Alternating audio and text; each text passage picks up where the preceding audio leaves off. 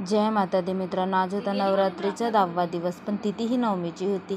सकाळी उठून मस्तपैकी देवीची पूजा वगैरे केली, आरती वगैरे करून घेतली.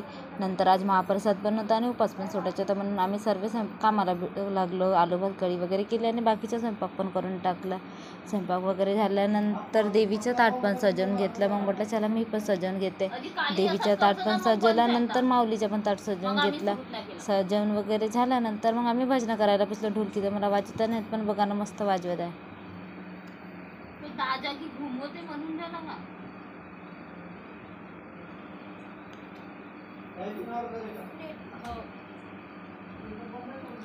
ढोलकी वगैरे वाजवून झाल्यानंतर ताडं पण वाजवून घेतले.